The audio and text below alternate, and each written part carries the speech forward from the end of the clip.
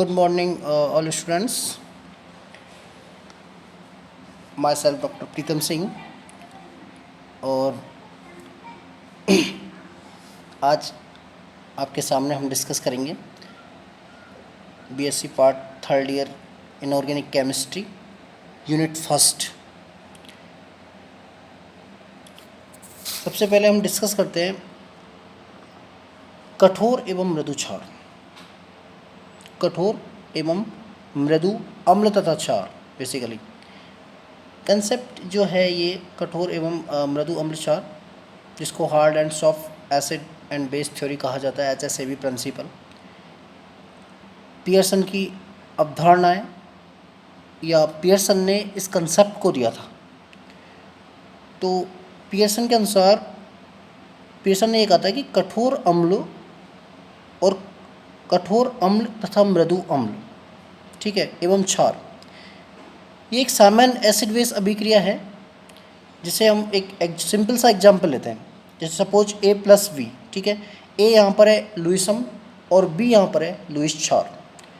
क्षार क्योंकि जिनके पास कम से कम एक लोन पेयर ऑफ इलेक्ट्रॉन हो या जो इलेक्ट्रॉन पेयर दे सकता है वो कहलाता है क्षार।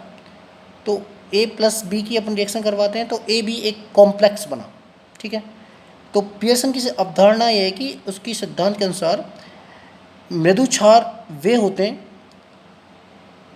जिनके परमाणु आसानी से ध्रुवित हो सकते हैं और जिनकी वितरणता बहुत कम होती है। अगर देखो बेसिकली अगर इलेक्ट्रोनेगेटिविटी कम है किसी एटम्स की तो वो इजी वे में पोलराइज्ड हो जाएगा, ये कंसेप्ट होता है। जबकि जो कठोर अम्ल हैं वो जस्ट इसके अपोजिट होते हैं, यानी जिनमें दाता परमाणु है, दाता परमाणु उसकी ध्रुवणता कम होती है, ठीक है। ध्रुवणता कम होगी तो विद्युरणता ऑफिशियली उनकी ऑफ कोर्स विद्युरणता उनकी जब अधिक होगी तो ध्रुवणता तो वैसे ही कम होनी है। तो वे अम्ल होते हैं कठोर अम्ल जिनमें दाता परमाणु की ध्रुवणता कम होती है तथा उनकी विद्युरणता अधिक होती है। अब इनको पियर्सन ने तीन तरह से डिवाइड किया है। एक तो कठोर अम्ल, ठीक है, दूसरे होते हैं मृदु अम्ल और थर्ड होते हैं सीमावर्ती अम्ल यानी बॉर्डर लाइन एसिड, ठीक है। तो अपन सबसे पहले बात करें कठोर अम्ल की। अब देखो सिंपल एग्जांपल लिया है कठोर अम्ल में, क्योंकि इनकी इलेक्ट्रोनेगेटिविटी, भाई कठोर अम्ल है, ठीक है, तो ये इनका जो आकार है, आकार क्या होगा इनका, छोटा होगा, शॉर्ट होगा, कम होगा आकार। जैसे फॉर एग्जांपल H+ है, Li+ है, Na+ है, K+ है, बेरिलियम 2+ है, ठीक है, Mg2+, ये तो फर्स्ट S ब्लॉक एलिमेंट्स हैं, lithium, sodium, potassium, rubidium, caesium, ठीक है, H+ इसी में।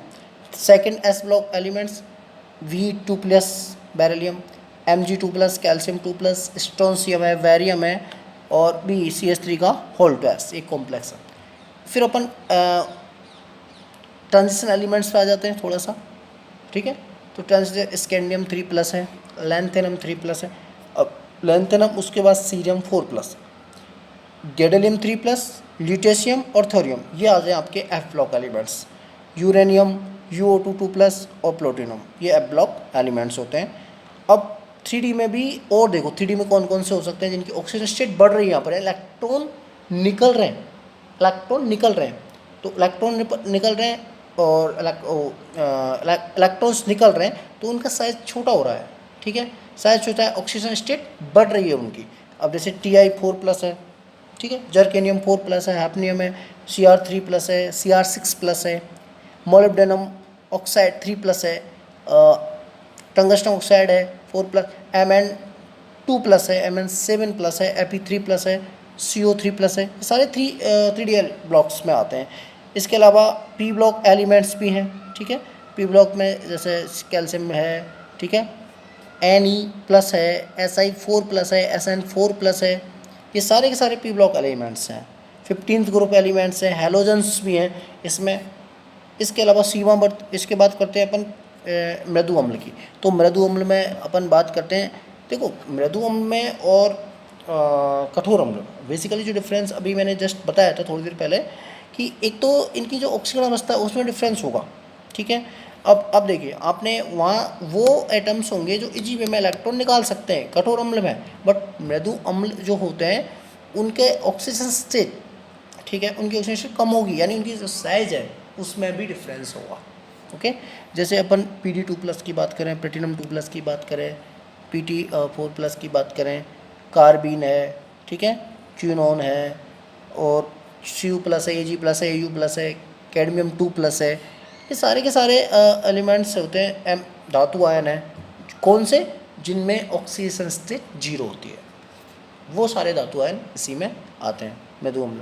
अब सीमावर्ती अम्लों की बात करें तो Fe2+, CO2+, Ni2+, copper, zinc, ये सारे के सारे 3 एलिमेंट्स हैं, ठीक है।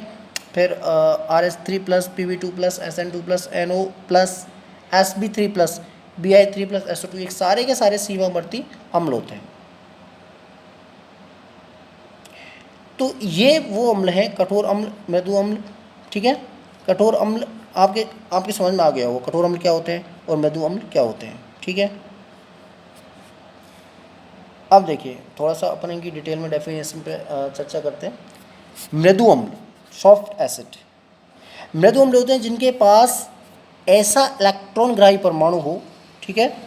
कैसा, वे मृदु अम्ल वे होते हैं जिनके पास एक ऐसा इलेक्ट्रॉन ग्राही परमाणु हो जिसका आकार क्या हो, बड़ा आकार होना चाहिए।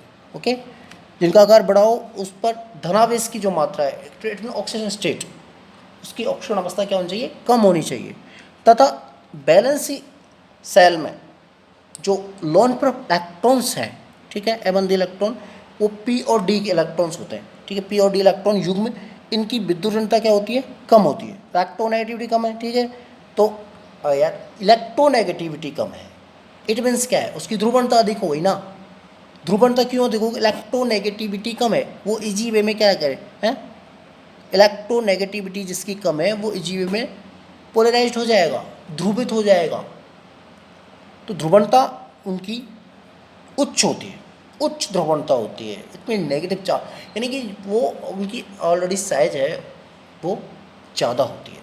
और इसमें बेसिकली अपन बात करें तो मोस्टली रेनान काफ़ी आते हैं इसमें, और जिनमें या फिर रेनान या फिर जिनकी ऑक्सीजन अवस्था क्या होगी, कम होगी, ठीक है।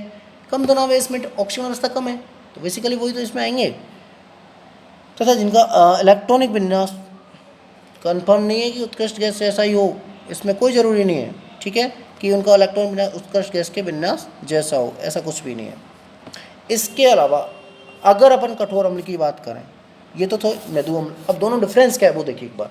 कठोर अम्ल की बात करें तो वे होते हैं जिनका ग्राही परमाणु आकार में छोटा होता है, ग्राही परमाणु आकार में क्या होगा, छोटा होगा, और उच्च विद्युत ऋणता होती है जिनकी, कम ध्रुवणता होती है, और उसका विन्यास उत्कृष्ट गैस के विन्यास जैसा हो, इट मीन्स स्टेबल कॉन्फ़िगरेशन हो, वो सारे के सारे क्या आते हैं, कठोर अम्ल की श्रेणी में आते हैं। और ये क्या है, स्थायी संकुल बनाते हैं। बेसिकली कठोर अम्ल क्षारों के साथ में ये स्थायी संकुल बनाते हैं, और प्रोटॉन को आसानी से प्रोटोनों के साथ भी आसानी से बंध बना सकते हैं। ये तो थे कठोर अम्ल और मृदु अम्ल। अब बात करते हैं कठोर क्षार और मृदु क्षार की। अब देखो एक जैसे अपन को सिंपल सा क्वेश्चन है, जनरली पूछा जाता है कि F- कठोर क्षार है, ठीक है, जबकि I- मृदु क्षार है, क्यों, क्योंकि दोनों हेलोजन एटम्स हैं, ठीक है, दोनों क्या है, हेलोजन एटम्स हैं, और दोनों के पास सेम चार्ज है, फ्लोराइड -I-, ठीक है, और एक वर्ग में ऊपर से नीचे आते हैं। अब देखो एक वर्ग में ऊपर से नीचे आ रहे हैं, हेलोजन वर्ग में ऊपर फ्लोराइड है, फ्लोरीन है, क्लोरीन है, ब्रोमीन है, आयोडीन है, तो ऊपर से नीचे आने पर, ठीक है, दाता परमाणु का जो आकार है उसके आकार में वृद्धि होती है, आकार में क्या हो रही है, वृद्धि हो रही है। आकार में जब वृद्धि होती है तो इनकी जो मृदुता है, सॉफ्टनेस है, वो क्या है, बढ़ती जाती है, ठीक है भाई। आकार में वृद्धि हो रही है मतलब वो मृदु हो रहा है, आकार में वृद्धि हो रही है तो उसकी सॉफ्टनेस बढ़ती जाएगी, उसकी मृदुता बढ़ती जाएगी, कंसेप्ट याद रखना, ऊपर से नीचे जाने पर, ठीक है, एक वर्ग में। इसलिए जो ये F- है, ये क्या होगा, कठोर होगा, और जो I- है, क्योंकि भाई ऊपर से नीचे जाएंगे, साइज में वृद्धि हो रही है, ठीक है, साइज में वृद्धि होगी तो धीरे धीरे जो इनकी जो मृदुता है वो बढ़ती जाएगी, इसीलिए I- तो क्या होगा, क्षार होगा, जबकि ये F- है वो क्या होगा, ये सॉरी I- क्या होगा, मृदु क्षार और F माइनस क्या होगा, कठोर क्षार होगा।